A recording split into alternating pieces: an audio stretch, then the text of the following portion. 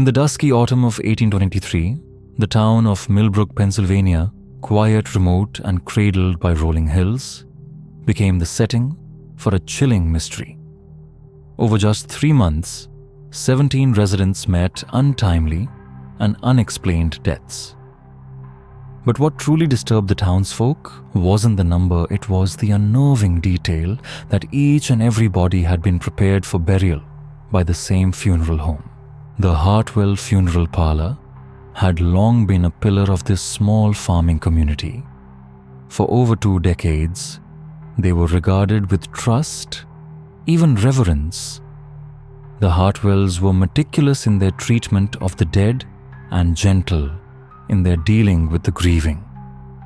In a town where everyone knew everyone, the Hartwell name had become synonymous with dignity, tradition, and closure. But all of that changed when a traveling physician passing through on a seasonal health inspection made a grim discovery. Several of the recently buried showed peculiar markings, unexplained uniform, and deeply unsettling. His findings sparked a quiet investigation. And what authorities eventually uncovered in the basement of the Hartwell home would shatter Millbrook's illusions of safety. What they found was so disturbing, so unnatural, that local officials took the extraordinary step of sealing the records and burying the truth. Nearly a century would pass before whispers of what really happened began to surface again. And even now, some say we still don't know everything. Some say we were never meant to. Before we delve deeper into the secrets buried beneath the stone floors of the Hartwell funeral home, a gentle reminder from all of us here at Sleepy History Tales. To our returning viewers, thank you. Your quiet curiosity and support mean more than we can say. But we also know many of you have joined our midnight walks through history without yet subscribing. If you've found yourself lingering here more than once, consider hitting that subscribe button and ringing the bell so you never miss a tale. And tell us, where are you listening from tonight? Whether it's a cabin in Vermont, a city flat in London, or somewhere even more remote, we'd love to know. Now then, let's return to Millbrook, Pennsylvania. The year was 1823. The Hartwell family, whose name had long been carved into the rhythms of this town, had built a business founded at least in appearance on compassion and respect. Millbrook itself was barely a speck on the map. With just under 300 residents, it thrived on modest trades, farming timber, and the occasional weary traveler who sought rest at the single inn. Life here was slow and deeply communal. Children roamed freely. Neighbors looked out for one another. Secrets, if they existed, rarely stayed buried for long. The Hartwells arrived in Millbrook back in 1801, led by patriarch Ezekiel Hartwell, a man with a solemn air and a precise way of speaking. He purchased a large, ivy-covered stone house on the town's edge and quietly opened what would become the area's first official funeral parlor. Before Ezekiel's death had been a domestic affair. Families washed and dressed their own dead. Coffins were simple and hand-built by the local carpenter. Ezekiel's arrival with his polished tools and formal techniques unsettled some at first. But his respectful manner, steady pricing, and firm handshake soon won hearts. The Hartwells weren't flashy. They were simply there, reliable, quiet, and always available in a time of need. He lived in the house with his wife Martha, a woman known for her warmth and generosity. Their 3 children sons, Josiah and Caleb, and their daughter Rebecca, along with Martha's aging father Thomas Creed. Together, they seemed the perfect embodiment of rural Pennsylvania's Protestant values. They attended services at the Methodist Church every Sunday without fail. They helped raise barns and tended to neighbors in need. Martha was known for appearing unannounced with freshly baked pies whenever sorrow hung in the air. Their eldest son, Josiah, 26, had followed his father into the embalming trade. Calm and methodical, he was expected to take over the business one day. Caleb, 23, was strong and quiet, assisting in grave digging and woodworking. And Rebecca, just 19, was a presence of gentleness, offering comfort to the bereaved, helping her mother tend the home, and earning the trust of nearly every woman in town. The funeral parlor itself was as much a part of Millbrook as the church or the general store. The 3-story stone building stood slightly apart from town, a place of mourning, but not fear. A wooden addition had been built along the back to house the preparation rooms. On the main floor, the Hartwells lived among the grieving. A parlor for viewings sat beside their own kitchen. A narrow staircase led upstairs to their bedrooms, while another stairway, steeper and darker, descended into the basement. It was there below ground where Ezekiel and Josiah worked their craft, where the dead were prepared, and where eventually the town's deepest nightmare would unfold. Behind the Hartwell funeral home stood a large weathered barn, its beams darkened by time and use, where coffins were handcrafted with simple reverence. Nearby lay a modest cemetery plot reserved for those who couldn't afford burial elsewhere. Over the years, the Hartwells had quietly taken in the forgotten orphans, widows, field hands who died with no family to claim them. The family never asked for much. In times of hardship, when crops froze too early or blight devoured entire fields, they often accepted food, firewood, or future labor in lieu of coin.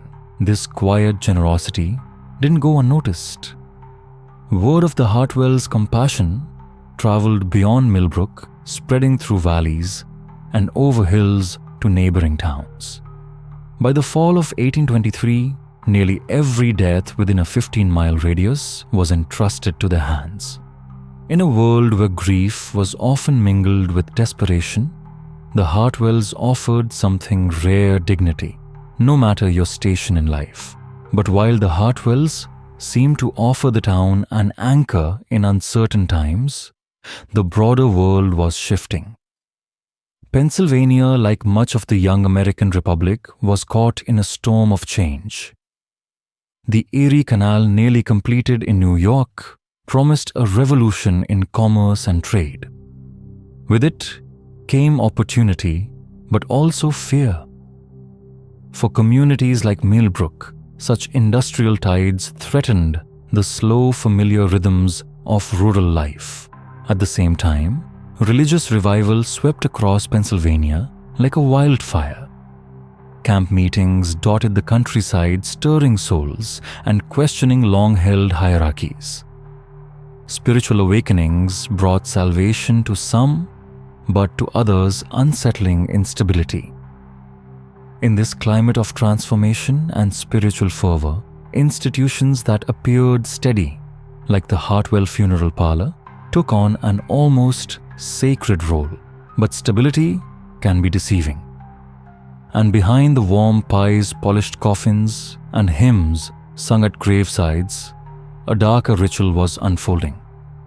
The Hartwells were not merely caretakers of the dead, they had become keepers of secrets. Their work, cloaked in privacy and trusted by all, provided a dangerous kind of power. And slowly, almost imperceptibly, that power had begun to corrode them. Death had become more than their livelihood.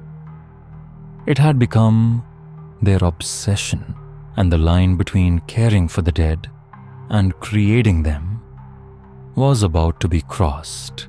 The first ripple in Millbrook's calm surface came on October 15, 1823, when a man named Dr. Samuel Harrison arrived. A traveling physician under state contract, Dr. Harrison's work was largely bureaucratic. He roamed the Pennsylvania countryside inspecting wells, food stores, and funeral practices, particularly since recent decades had seen several cholera outbreaks. His job was preventive procedural and, for most rural towns, a minor inconvenience. He had visited Millbrook before. No one paid much attention. This year, however, would be different. What caught Dr. Harrison's eye wasn't the death toll, though.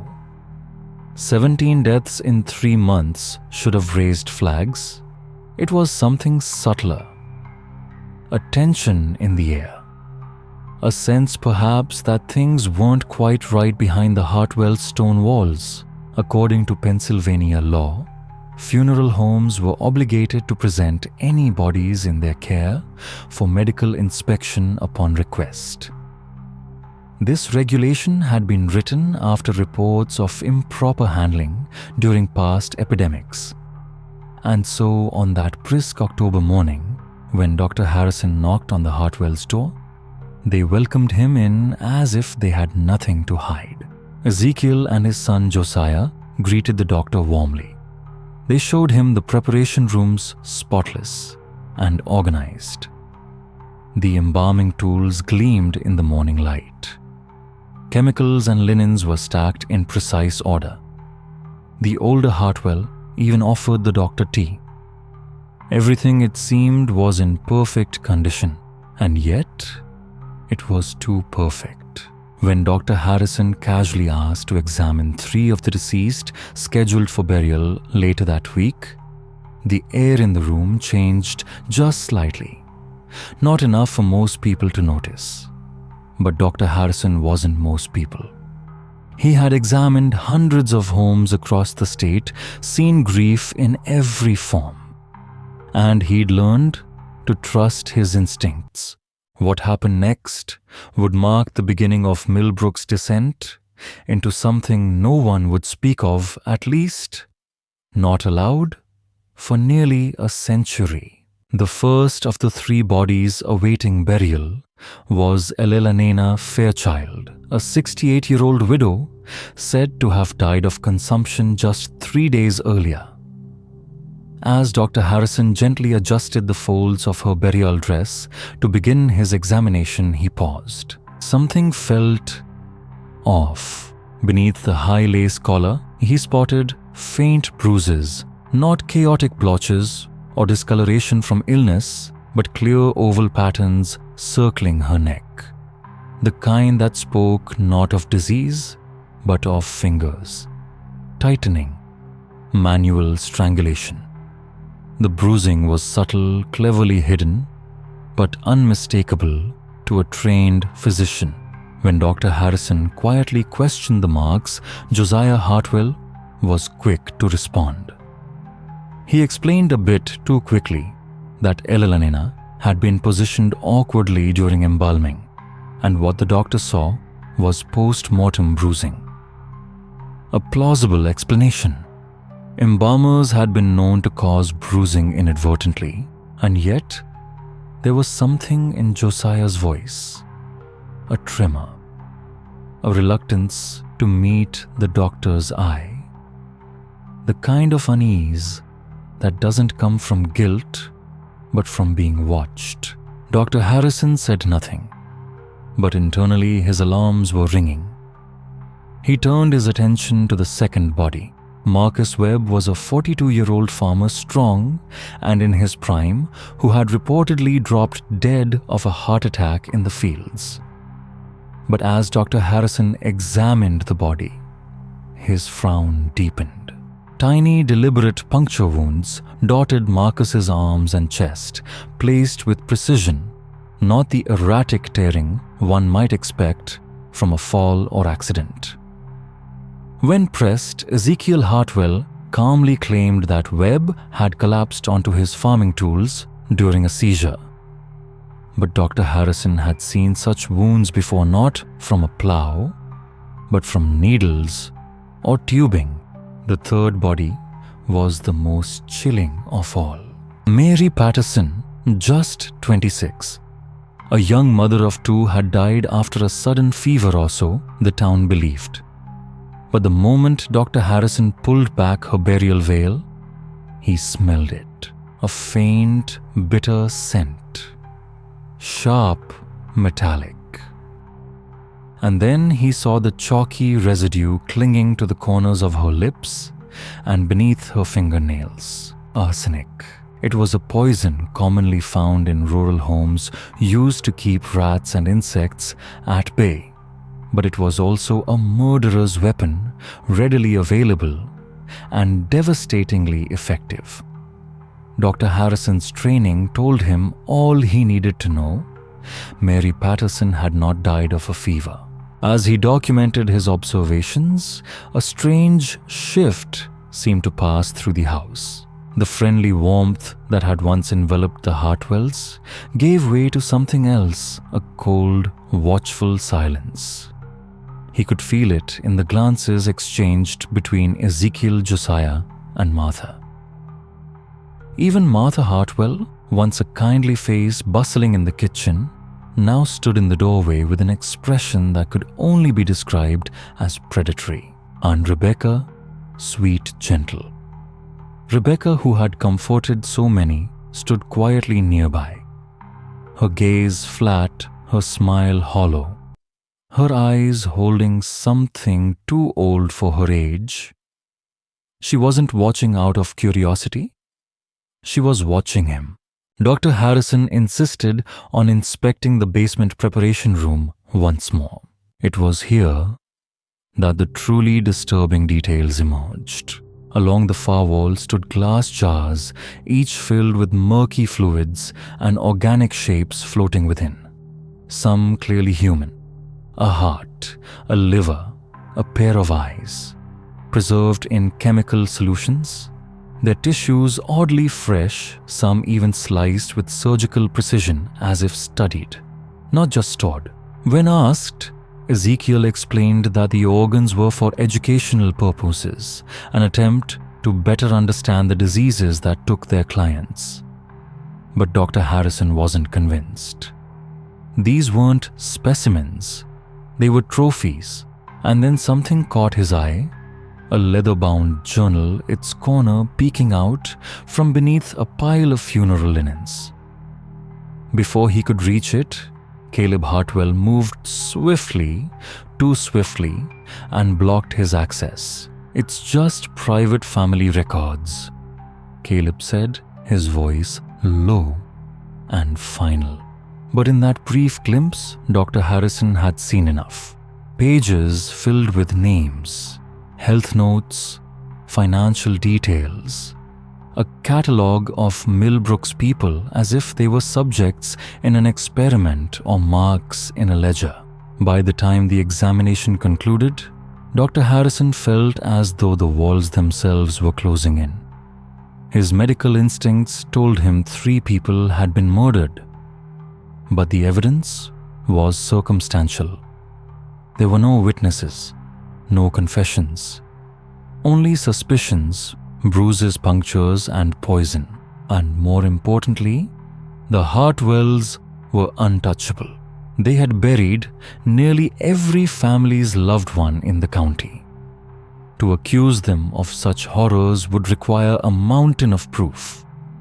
And Dr. Harrison was an outsider, a stranger with a clipboard and questions. That night, back at the Millbrook Inn, he sat at a small desk beneath the flickering candlelight and began writing his preliminary report, slowly, carefully, each word weighed with the gravity of what he now knew.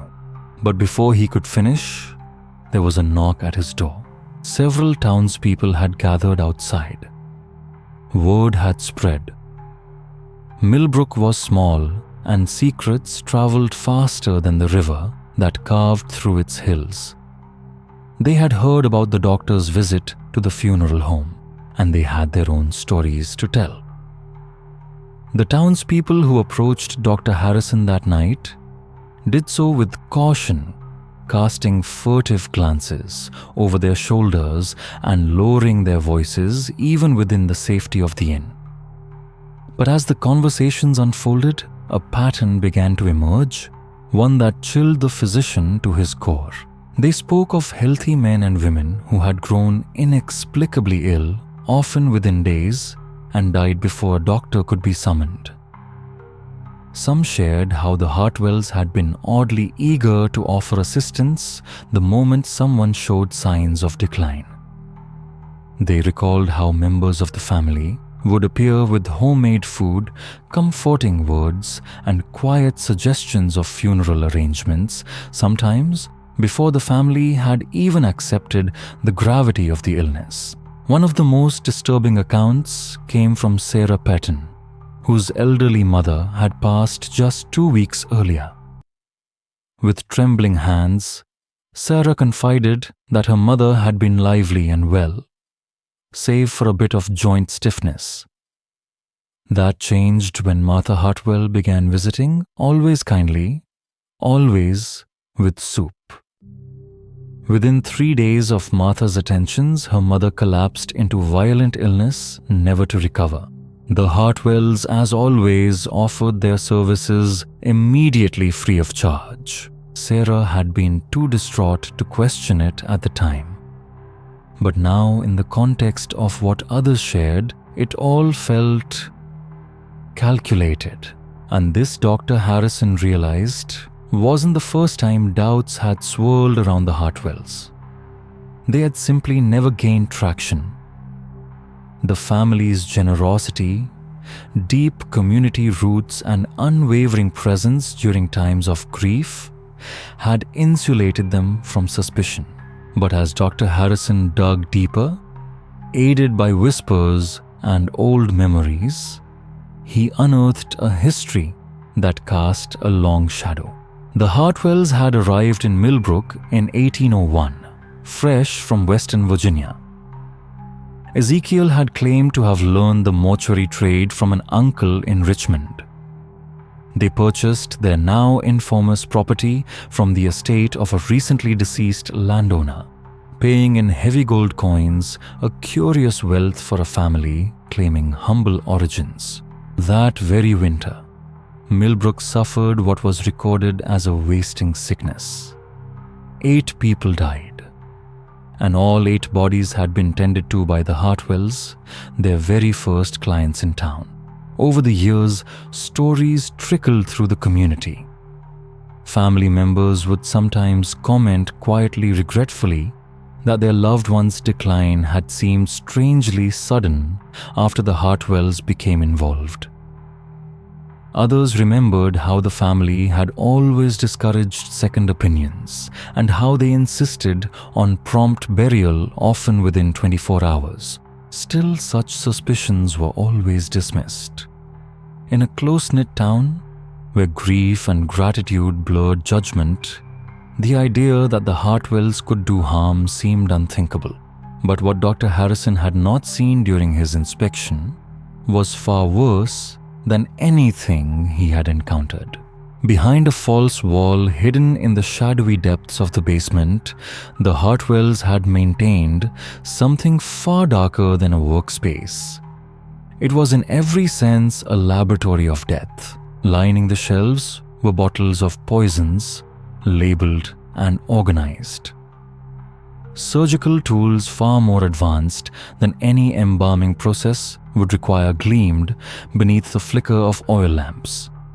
Anatomical drawings, precise and clinical, suggested experimentation, not preservation. There were notes, sketches, and diagrams detailing nerve clusters, blood vessels, and organ resilience. But most damning of all was the full, unabridged version of the leather-bound journal Dr. Harrison had glimpsed earlier. This was no simple record book. The pages, written in multiple hands over decades, revealed a systematic and methodical approach to murder, refined over years of practice. Each entry was a study, observations of symptoms, effectiveness of poisons, time until death, the body's response, and the family's reaction. It was part medical research, part morbid diary, and wholly depraved. But it didn't stop at method. The Hartwells had also perfected victim selection. They targeted the lonely, the ill, the overlooked, elderly residents without children, middle-aged farmers who had lost their wives, young women whose families lived too far to intervene, people whose deaths would be mourned, yes, but not investigated. The entries noted not just medical conditions, but financial status influence within the community, and even emotional vulnerability. The Hartwells weren't just caretakers of the dead. They had become predators, selecting prey with chilling detachment. And the town had never noticed, or perhaps it had chosen not to see. Their whispers carried a sinister pattern, one that sent a shiver down Dr. Harrison's spine. In murmured exchanges behind closed doors, villagers spoke of a strange uptick in deaths. People who'd seemed perfectly fine one week were suddenly bedridden, the next dead within days.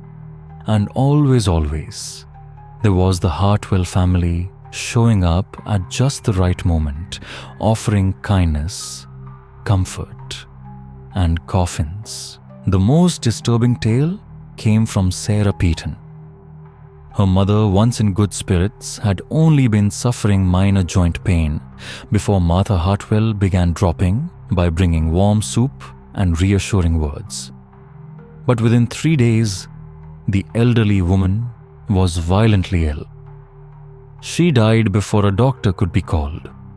The Hartwells, ever generous, refused payment for the burial, cloaking themselves in compassion. But Sarah's voice trembled with suspicion now. What chilled Dr. Harrison more was learning that this wasn't the first time the Hartwells had been whispered about. Stories of unusual deaths surrounding their funeral parlor went back over 20 years to their arrival in Millbrook. They had come from Western Virginia in 1801, armed with gold coins that clinked too loudly for a family claiming modest means. Locals recalled that their first winter brought with it a wasting sickness that claimed 8 lives, all buried by the newly established Hartwell funeral parlor. Over the years, uneasy observations piled up. Victims always seemed to decline faster when the Hartwells were involved. The family discouraged second opinions, discouraged delay. Yet, they were so kind, so active in town life, that no one dared voice the suspicions aloud. Grief clouds judgment, and the Hartwells understood that. But in the shadows beneath their funeral home, hidden behind a false wall, Dr. Harrison had overlooked lay the truth, a macabre laboratory of death, jars of poison, surgical tools too advanced for mere morticians, and anatomical drawings that hinted at experiments on the living. Then there was the journal, a heavy leather-bound tome filled with names, dates, methods.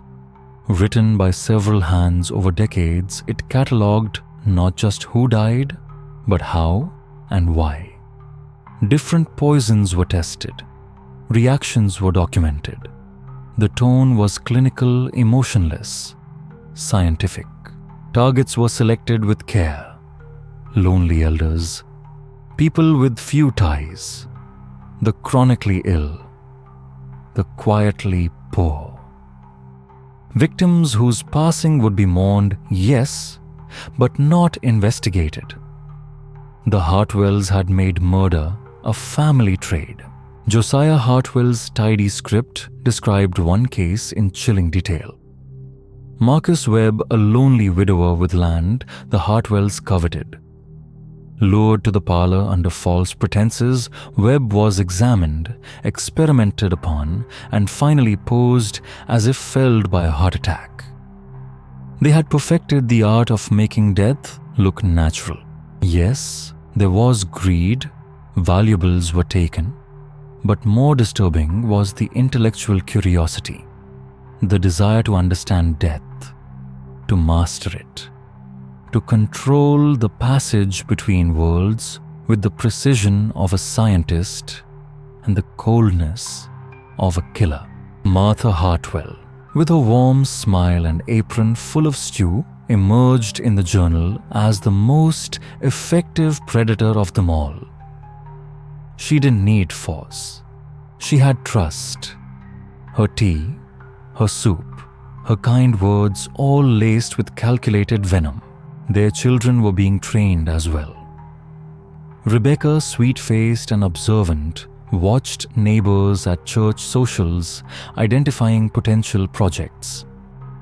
Her brothers took care of the physical tasks, restraint, cleanup, misdirection.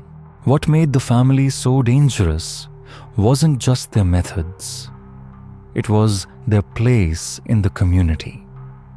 They were trusted, beloved, active in town meetings, kind to neighbors, present at every funeral, sometimes even their own. By the fall of 1823, their confidence had reached a dangerous peak. The previous winter's economic hardship had left many vulnerable, and the Hartwells were quick to offer help and quick to strike. Dr. Harrison now stood at a crossroads. His findings pointed clearly to murder, perhaps dozens of them. But how could he accuse such a respected family who would believe him? He was just a traveling physician due to continue his rounds within days. Staying longer would raise questions. Accusing the Hartwells without proof would risk his reputation and perhaps more. And then fate intervened. On Harrison's second evening in town, he was approached quietly by an elderly man. Thomas Creed. Martha Hartwell's own father asked for a private medical consultation. A flicker of hope sparked in Harrison's mind. Perhaps this man close to the family, but somehow untouched by their darkness, held the key to unraveling the truth. Sleepy history tales wouldn't exist without you. If you've been enjoying our deep dives into the forgotten, the eerie, and the unsettling, thank you. Truly. But there's still a shadowy crowd watching from the corners. Those of you who haven't yet subscribed. We see you lurking with curiosity. Don't be strangers. Tap that subscribe button and become part of the journey. And if a moment chills you, shocks you, or makes you whisper, "What the hell?" drop a comment. We read everyone. Your voice helps us keep these strange tales alive. The family had become masters of discretion, learning to stagger their activities so no discernible pattern would draw suspicion. But even among the many disturbing entries in Josiah Hartwell's meticulous journal, one stood out with chilling clarity: the account of Marcus Webb's murder. Webb had been chosen deliberately. He was a widower, with no close relatives, and his farm bordered the Hartwell property, offering convenience for both the crime and the disposal of evidence.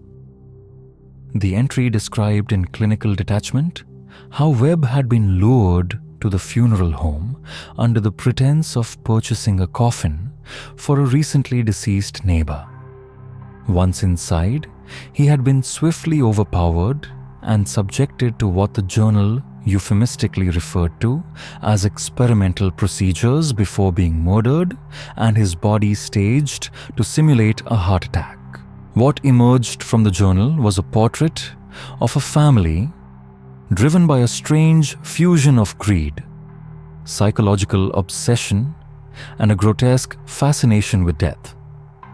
Though they routinely robbed their victims, the thefts seemed incidental, merely a bonus. The true motivation lay in the process itself, the deliberate infliction study and concealment of death. Several entries described experiments with different poisons, meticulous notes on how victims responded to varying degrees of fear, and attempts to perfect methods of murder that left behind no visible trace. Martha Hartwell, the family matriarch, appeared to be the most cunning of them all. Her particular talent was in winning the trust of lonely or vulnerable townspeople, elderly widows, the sick, or the quietly desperate. With her warm demeanor and well-known generosity, she slipped easily into their confidence, serving meals laced with undetectable poisons under the guise of neighborly care. Her wholesome image made her the perfect predator. The children too were not spared from the family's legacy. As they grew, they were gradually inducted into the grisly enterprise. Rebecca, still in her teenage years, had an uncanny ability to spot potential victims at social gatherings, reporting back on those who looked isolated, ill, or financially desperate. Her brothers had been trained in the physical aspects of murder, how to subdue victim stage scenes and dispose of bodies. But perhaps the most horrifying element of all was how seamlessly the Hartwells blended into Millbrook's social life. They attended church, hosted community dinners, and even offered financial help to struggling neighbors. They were considered pillars of the town. That they could carry on such horrors while exchanging pleasantries in the town square pointed to something darker than simple malice, either an inherited psychopathy or a slow moral decay that had overtaken them all. The autumn of 1823 marked a shift.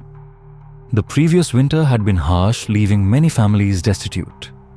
To some, the Hartwells' offers of help were a blessing. But to the Hartwells, they were opportunities.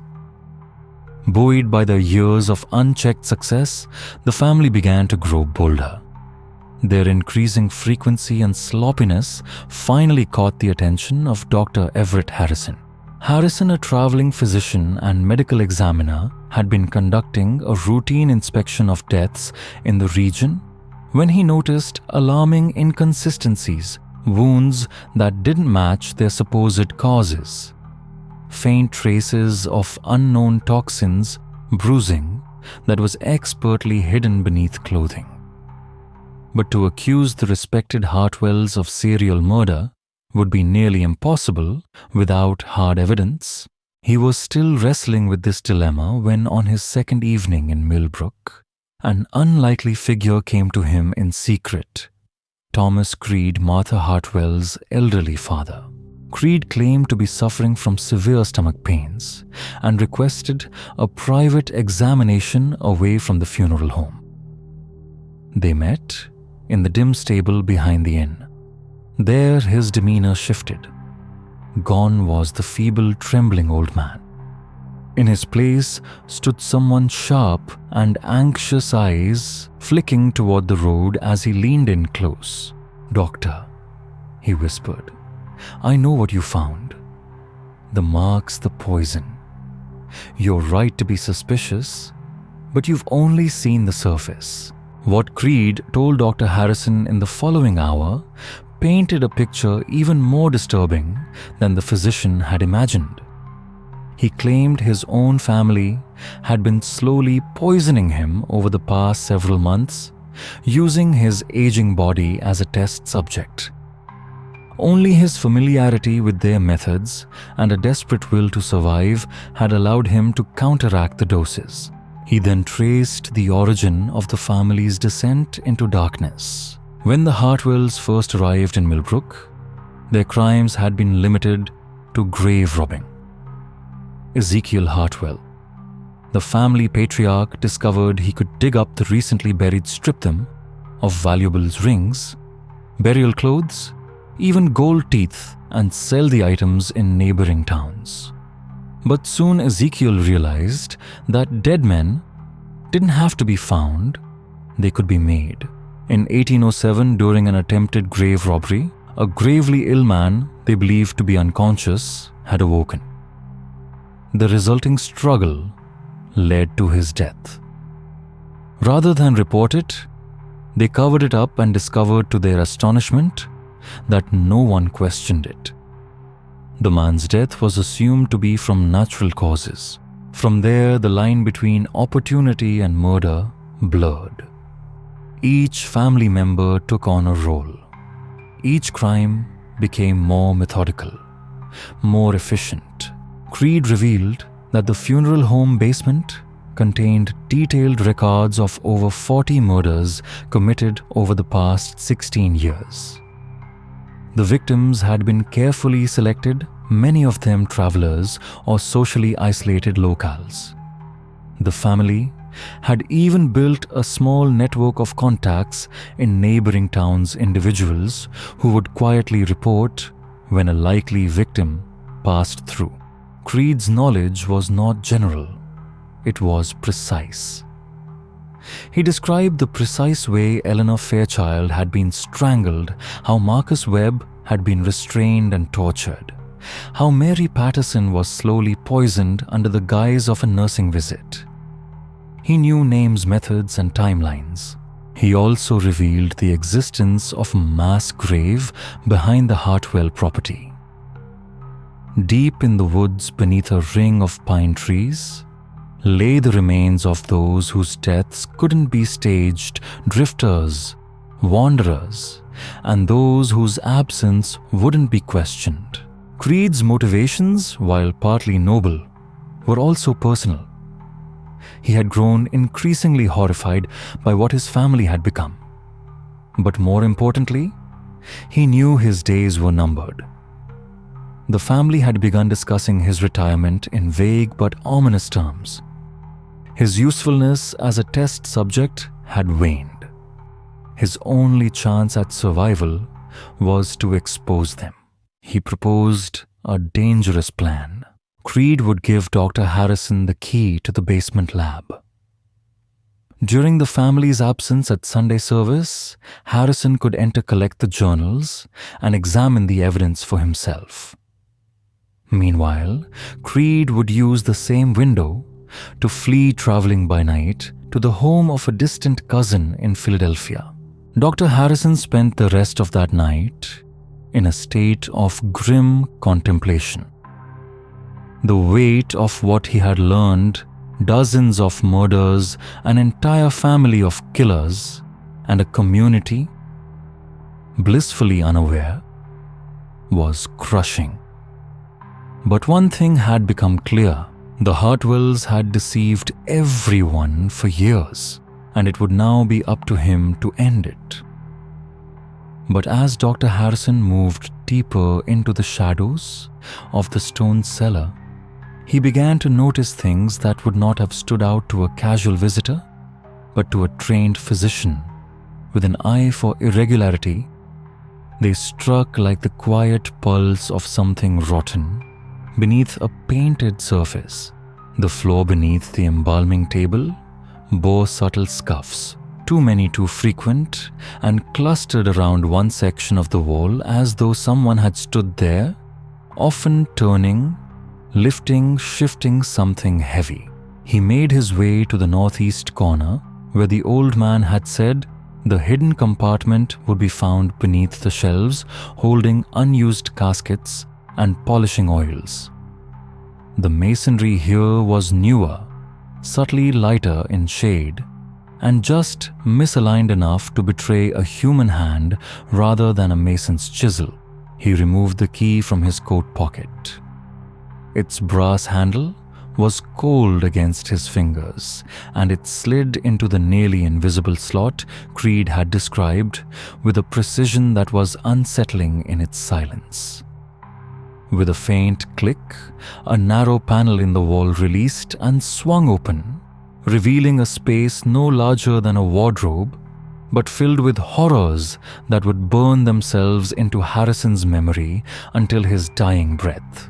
There, stacked with meticulous order, were glass jars containing preserved human organs, each labeled in elegant script with names and dates. Livers, hearts, spinal cords, all floating in cloudy fluid, accompanied by notes detailing their owners' final moments.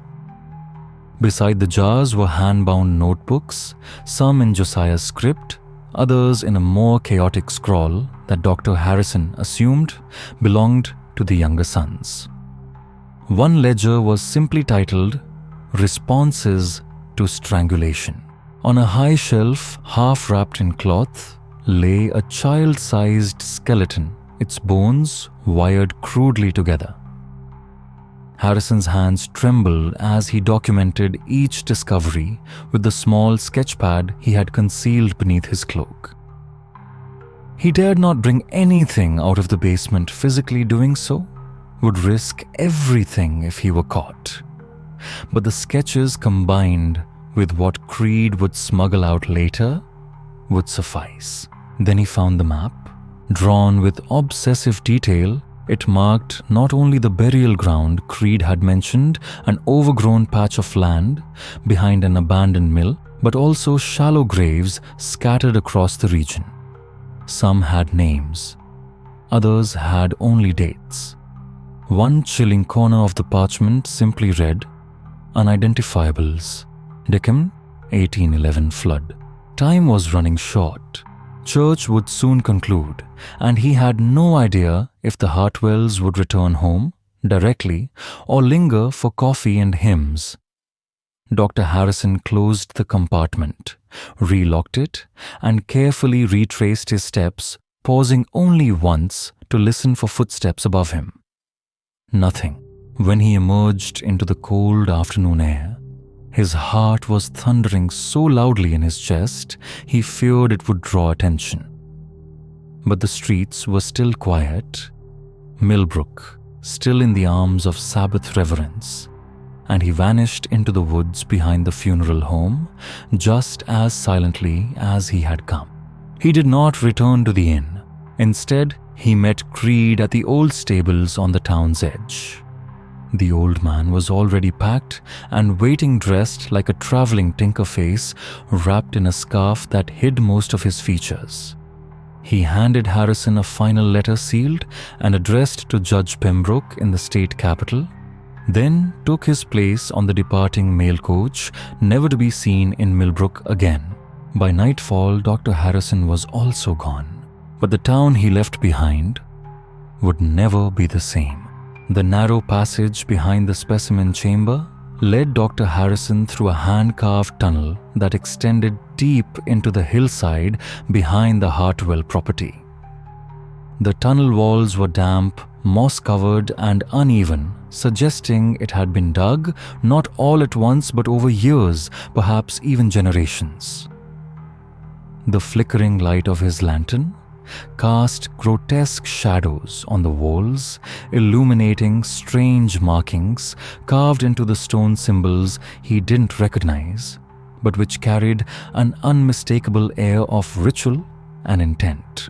As he pushed forward, bent slightly under the low ceiling, the air grew colder, heavier, as if centuries of secrets pressed inward.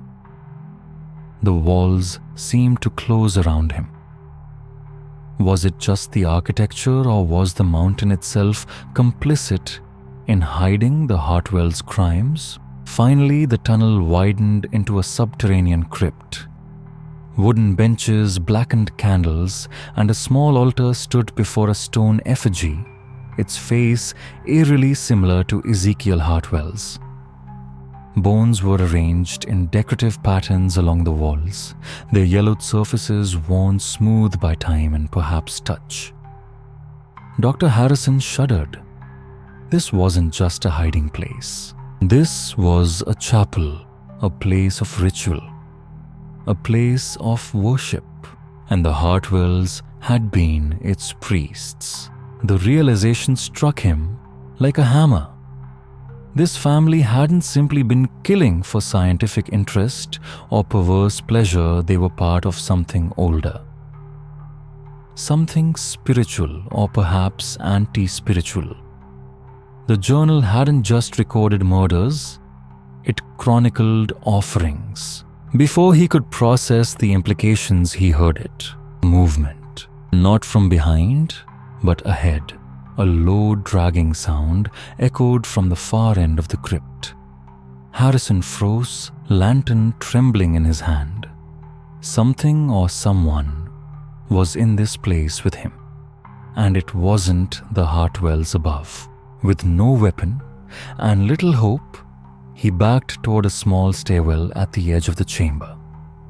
It led upward, faint daylight, visible through a rusted grate. It might have been an old root cellar or even a forgotten storm drain. Regardless, it was a way out. Summoning the last reserves of his strength and courage, he climbed. The grate creaked and groaned, but finally gave way, and he emerged behind a cluster of trees on the far edge of the Hartwell property. Covered in dirt soaked in sweat, and with pages of evidence stuffed into his satchel, Dr. Harrison ran, never once looking back at the house that had nearly become his tomb. By nightfall, he had reached the next town. But what happened next would haunt Pennsylvania history, because the nightmare wasn't over, not even close. The walls of the tunnel were jagged and cold, clearly carved by hand over generations, not with haste, but with grim, meticulous intent. As Dr. Harrison crept forward, the flickering candle in his hand cast long shadows over the uneven stone, his every step echoing into silence. It wasn't just a passage, it was a timeline of horror, one chisel mark at a time. The corridor soon opened into a natural cave, only it had been transformed. It was no mere cavern, it was a charnel house. Human remains lay everywhere. Some had been arranged neatly along stone shelves, bones aligned like grotesque books in a library of death. Others were tossed haphazardly into corners, piles of limbs and skulls discarded like trash. The stench of rot and centuries-old decomposition was suffocating. But Dr. Harrison, ever the physician, forced himself to view it all with clinical detachment, though his stomach churned. This was not the madness of a single deranged killer. It was the work of a family, a lineage of ritualized generational murder. He counted at least 40 bodies each in a different stage of decay. The journal's horrors had been accurate, perhaps even understated. Some corpses bore the unmistakable signs of crude medical experimentation. Sawed bones, opened rib cages, dissected spines. Others had clearly been dispatched quickly, blunt trauma. Slashed throats, clean punctures suggesting cold efficiency, not curiosity. And strewn among the remains were tokens of the victims' former lives, rusted jewelry, faded coins, rotting cloth. The evidence was undeniable. Robbery had been part of the motive. But it wasn't greed alone. It was something deeper. There, in a secluded section of the cavern, he found the most chilling display, yet bodies posed like trophies, arranged carefully, intentionally. They weren't buried nor hidden. They were exhibited, and as he drew closer, his heart froze. He recognized them, clothing, earrings, scarves. These had belonged to individuals he'd recently examined at the inn, whose deaths he had questioned. These were not long-dead victims of the past. These were fresh, recent. These were clients the Hartwells had promised to prepare for burial, clients who had never been dead in the first place. The realization struck him like ice. They weren't funeral directors. They were hunters, and this cave was their shrine. Harrison quickly began to sketch the layout, scribbling notes, trying to capture every grotesque detail. But then he froze. Voices, distant but drawing closer. They were calling his name, not with panic, not with concern, but with intent. Cold, patient, predatory. The Hartwells had found his trail. He doused the candle and slipped deeper into the cavern, groping in the dark. By some miracle, or perhaps sheer instinct, he found a narrow crevice leading out. It was barely large enough to crawl through, but it emerged onto a forested hillside above the property. From there, he watched the Hartwells fan out with uncanny coordination. Not wild, not panicked, but efficient. This was not their first search, and suddenly, he understood. Others had come before him, others had discovered the truth, but none had lived to tell it. Harrison ran. He abandoned everything but his satchel, which held the most crucial documents and sketches.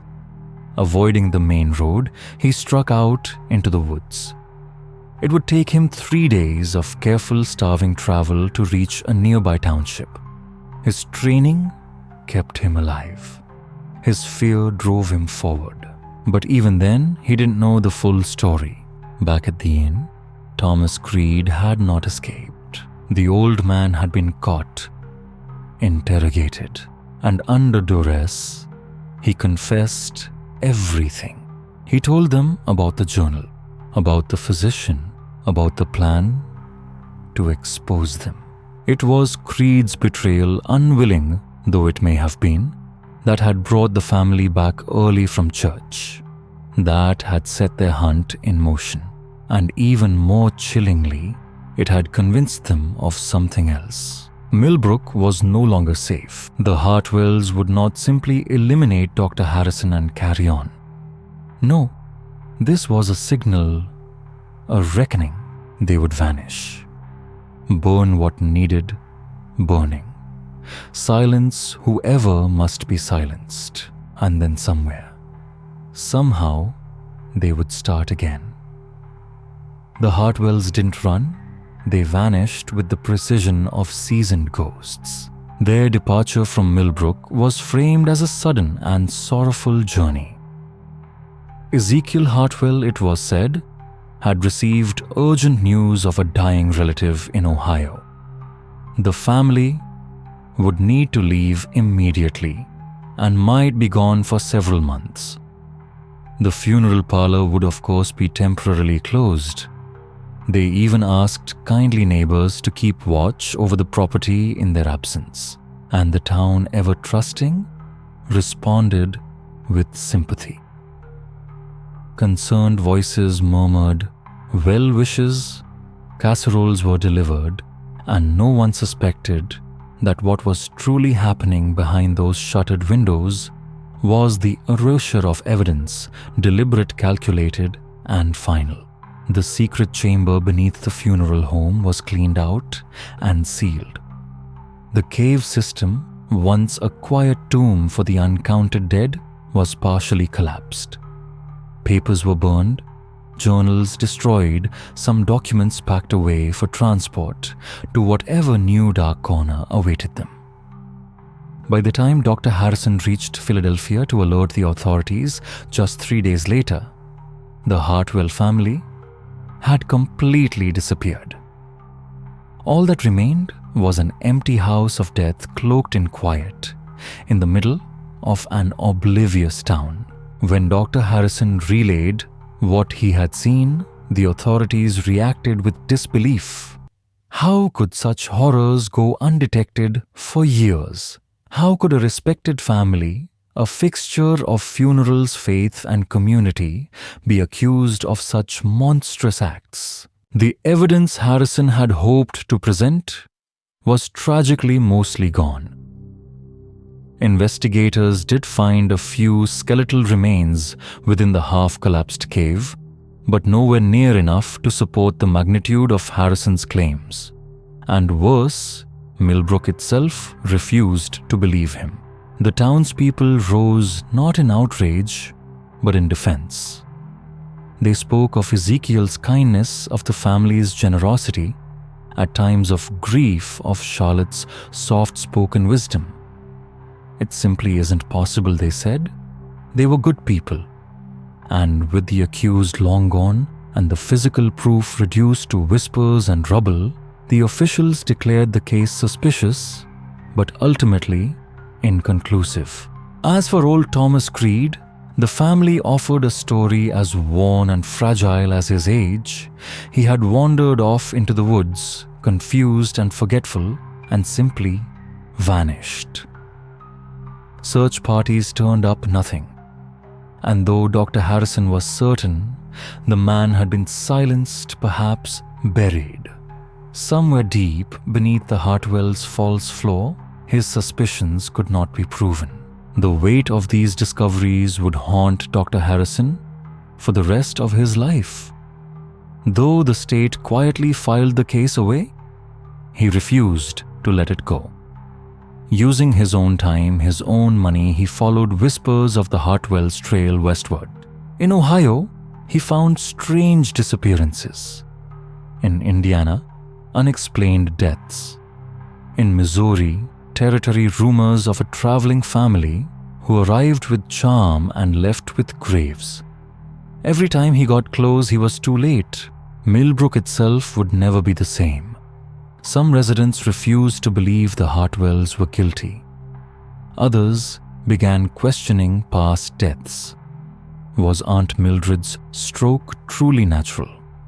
Was young Peter's fever really an accident? The old funeral home stood empty for nearly 2 years, casting a long shadow down the main street. Eventually, a merchant from Philadelphia bought it and turned it into a general store. But few locals would enter. The basement was sealed, the caves were forgotten, and the air inside never seemed to lose its chill. Most devastating of all, the trust that had once bound the people of Millbrook began to unravel. Where there had once been neighborly warmth, there was now weariness. People looked at each other longer, smiled less. Some say the Hartwells didn't just kill individuals, they killed the soul of the town. The true scope of the Hartwell family's crimes sent ripples of dread through communities across the country towns and villages, where the family had once walked as trusted caretakers of the dead. For countless grieving families, the realization came, like a second loss, that they had handed over their loved ones not to compassionate morticians, but to cold-blooded murderers wrapped in the garments of civility. What began as a regional investigation soon became a national parable, a chilling reminder that evil rarely arrives cloaked in darkness. Sometimes it comes in broad daylight, dressed in black suits and solemn smiles. In his twilight years, Dr. Harrison, now well into his 70s, traveled west to Oregon. There he witnessed the final chapter of Ezekiel Hartwell's life, a man whose memory had stalked his thoughts for over 20 years. The two men exchanged only a few words before the execution. Ezekiel, ever composed, seemed genuinely surprised that Harrison had survived the Millbrook discovery. He hinted that other investigators over the years had not been so lucky. Then, with unsettling calm, Hartwell disclosed one final horror the family had trained others: apprentices, disciples, individuals who had gone on to establish their own operations in the far reaches of the growing republic. At least 3 such families, he claimed, were still active, hidden, thriving, and untouched. He refused to say more.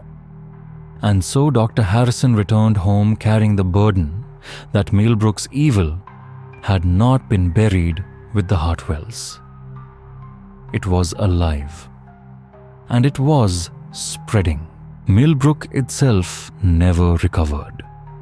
Once a tight-knit, trusting community, it slowly unraveled. The homes emptied.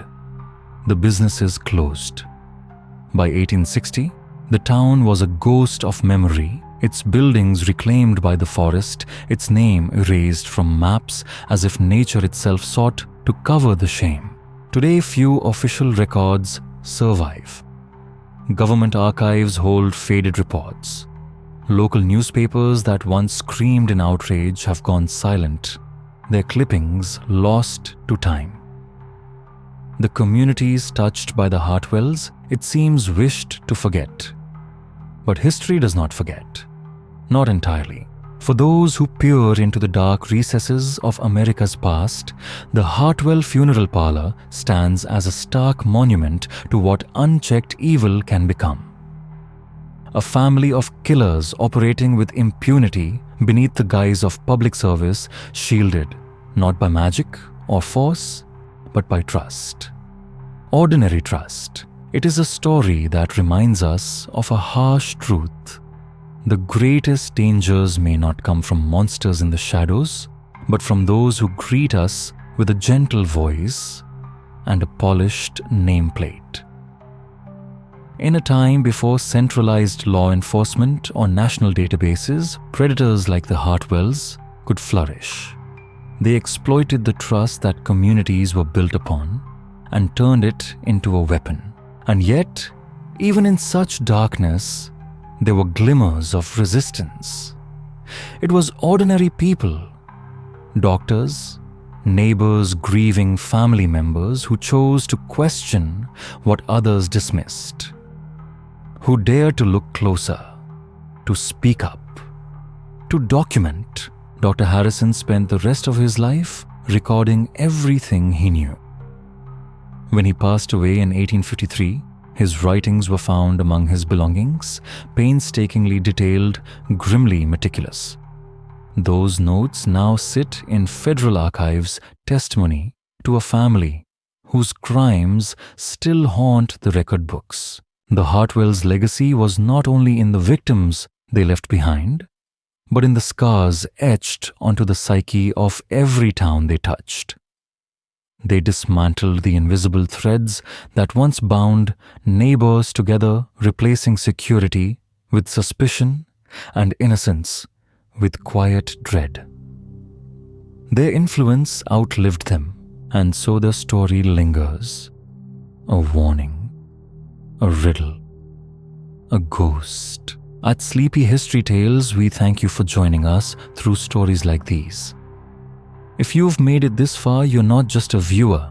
You're part of a growing community of thoughtful, curious minds who aren't afraid to peer into the shadows of the past.